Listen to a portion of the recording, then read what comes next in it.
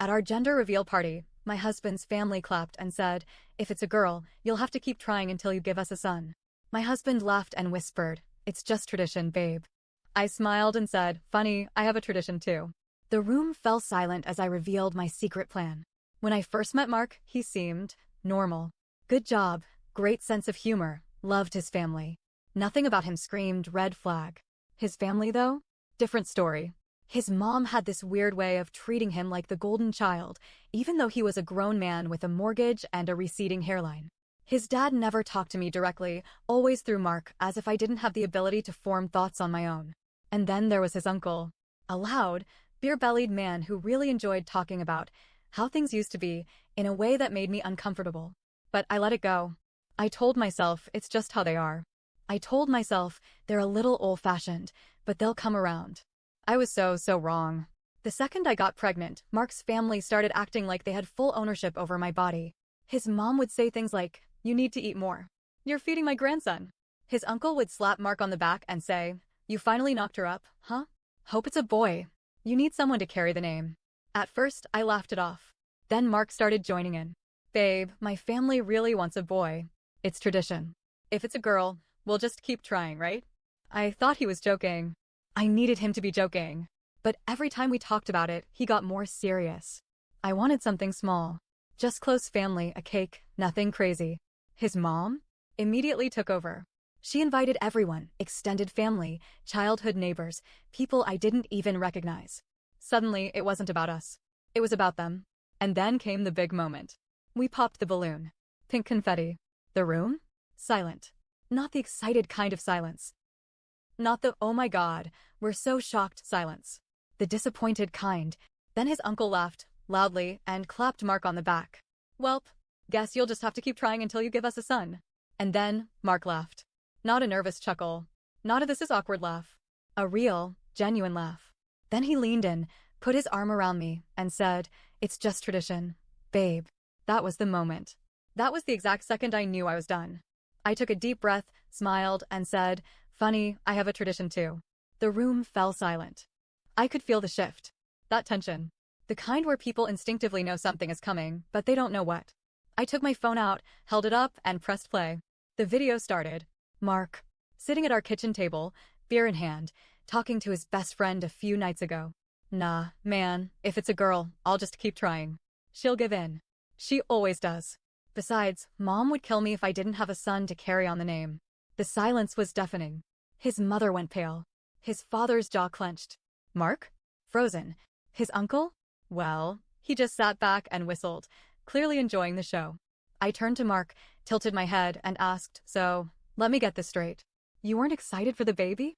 You were just waiting to see if I was useful to your family?" He opened his mouth. I held up a hand. "Save it." Then I took off my wedding ring, set it on the table, and walked out. I walked out of that house like I was floating. Not because I was happy, far from it, but because I felt like I had detached from reality. I got in my car, drove to my sister's place, and sat in the driveway for a solid 10 minutes before my hands stopped shaking. Then my phone blew up. First, it was Mark. Then his mom. Then Mark again. I didn't answer. I just sat there, watching the missed calls pile up like a countdown to the explosion I knew was coming. When I finally walked inside, my sister took one look at me, saw the ring was gone, and said, "Oh, hell. What did he do?" So I told her. She didn't even blink before she grabbed a bottle of wine and poured us both a glass. I didn't hear from Mark in person until the next morning. At 6 a.m., he was banging on my sister's door like a damn SWAT team. I opened it, looking half asleep and completely uninterested while he stood there, breathless, eyes wild. "What the hell was that?" he demanded. I sipped my coffee. Calm. Collected. Watching him fall apart. "What was what?" I said, voice sweet. "You humiliated me in front of my entire family." I leaned against the doorframe and stared at him. "Humiliated? Oh, you mean when I played a video of your own words? Yeah, that must have been tough for you." His hands curled into fists at his sides. "Not a good look. You completely overreacted," he shouted. "I was joking. Everyone knew I was joking." I raised an eyebrow. "Funny," I said. Nobody was laughing when I walked out. Mark ran a hand through his hair, exhaling hard. He was panicking. "Good. Okay, fine. Maybe I shouldn't have said that. But, babe, come on. You can't just throw away our marriage over one stupid mistake." "One stupid mistake?" I repeated, tilting my head. Then I did something that completely broke him. I smiled. Oh, Mark. You don't even realize what's about to happen, do you? When Mark finally left, after an hour of him trying to gaslight me into coming back, I called my lawyer. And guess what? Thanks to a little clause in our prenup, Mark was completely screwed. See, when we got married, I had money. Not rich money, but comfortable, independent, don't need a man to survive money. Mark, on the other hand, not so much. So my family, being the blessing they are, insisted on a prenup. And in that prenup, a very special disrespect clause. If Mark ever publicly humiliated me, degraded me, or treated me as less than an equal, he would walk away with nothing. No house, no shared savings, no spousal support, nothing. I didn't even have to prove the disrespect in court. The video was enough. So, when Mark's mom finally called me, after what I can only assume was a full night of screaming at her son, she did what I expected. She begged. You can't do this. You can't just take everything away from him. I put her on speaker and let my sister listen as I leaned back on the couch. Oh, Susan. I'm not taking anything away from him. I'm just leaving him with what he deserves. Then I hung up. And that was just the beginning. I thought that would be the worst of it. I thought Mark would just accept defeat and move on. But 2 days later, I got a call that changed everything. It was Mark's grandmother. The same tiny old woman who had been sitting in that living room with the American flag, watching everything unfold. Her voice was too calm when she spoke. Sweetheart, she said, I need to tell you something before this gets uglier. Do you have time? I hesitated. Then I said, I'm listening. And what she told me made my blood run cold. I sat on my sister's couch, gripping my phone like it might explode. Mark's grandmother, this tiny, 92-year-old woman who had laughed when I exposed her grandson, was on the other end, her voice calm but sharp. I've been waiting for a woman in this family to do what you did, she said. I swallowed. What do you mean? She sighed, long and slow. Mark isn't the first man in our family to pull this kind of thing, she said. And if you don't put a stop to it completely, he won't be the last. I sat up straighter. Put a stop to what? The way they treat women. The way they use them. I thought Mark's family was just old-fashioned. I thought they were just a little outdated in their thinking. But I was so wrong. Mark's grandmother told me everything. His great-grandfather? Married 3 times, discarded the first 2 wives when they didn't produce enough sons. His grandfather? Made his wife have 6 children before he finally got a boy. Treated his daughters like second-class citizens. Mark's father? Cheated on his wife repeatedly because she failed by having only 1 son. And Mark? He had grown up in this toxic, twisted mindset. He was raised to believe that women were just means to an end. Listen to me, sweetheart, his grandmother said. I've watched this family destroy women for decades. I didn't have the power to stop it, but you do. I already left him, I said. She chuckled. Oh, I know. But that's not enough. I frowned. What do you mean? There was a pause. Then she lowered her voice. How would you like to burn him? Completely. In a way that he and his family will never recover from. I wasn't sure what she was offering. But I knew one thing for sure.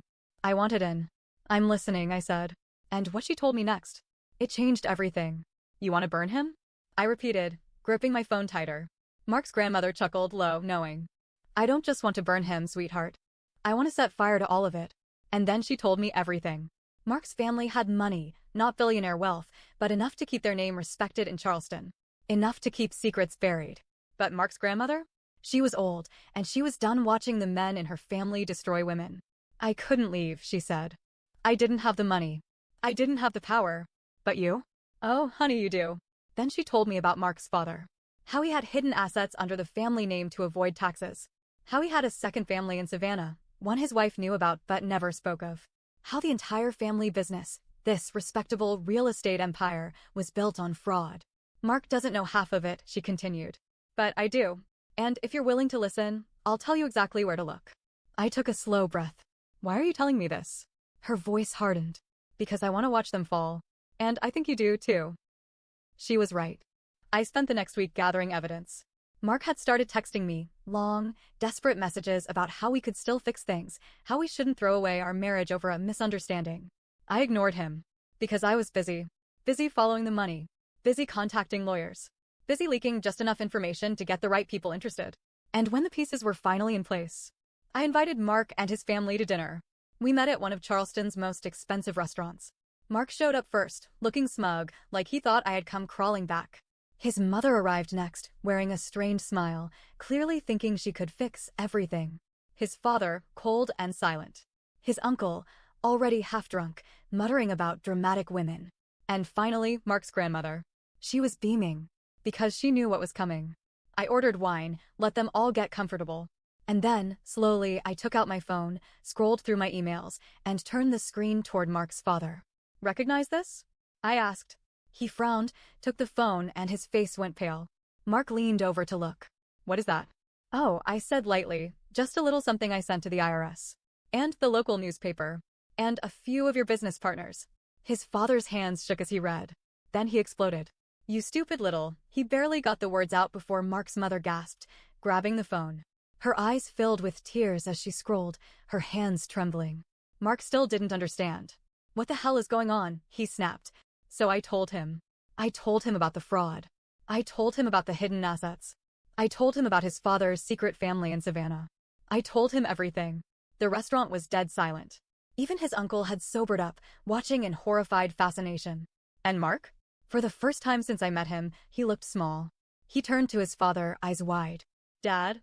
His father didn't say a word. His mother? She let out a shaky, broken laugh before grabbing her purse and walking out. Mark's father followed, muttering curses under his breath. His uncle downed the rest of his drink and stumbled after them. And then it was just Mark and me. And his grandmother. She took a sip of her wine, sighed happily, and said, "Well, that was fun." Mark just sat there, staring at the table. I tilted my head, watching him. "You haven't said much." He blinked slow. He swallowed. His voice cracked. "You ruined my family." I leaned forward. "No, Mark. Your family ruined itself." I just turned the lights on. His jaw clenched. His hands balled into fists. "You didn't have to do this," he whispered. "No," I said. "What was it you told me at the gender reveal?" "It's just tradition." He flinched. "His grandmother?" She laughed. "Oh, honey," she said to Mark. "I told you one day a woman would be smarter than you. Guess today's the day." Mark looked at her like she had betrayed him. But she just gave him a pat on the hand, grabbed her coat, and turned to me. "Come on, dear," she said. "Let's get dessert somewhere else. I don't like the company here." I stood. "Mark?" He didn't move. He just sat there, staring at everything he had just lost. And for the first time since this nightmare started, I felt free. The next few weeks were chaos. Mark's family crumbled. The IRS came knocking. His father's business shut down overnight. His mother filed for divorce. His uncle disappeared. And Mark? He really tried to play the victim. He sent messages, long, desperate texts, saying he was sorry, that he loved me, that he never meant for things to turn out this way. I ignored them all, because I had won. And as for his grandmother, she sent me a bottle of champagne, with a note attached, to the only woman in this family smart enough to leave. "Well done, sweetheart." And that was the end of Mark's tradition. And the beginning of mine.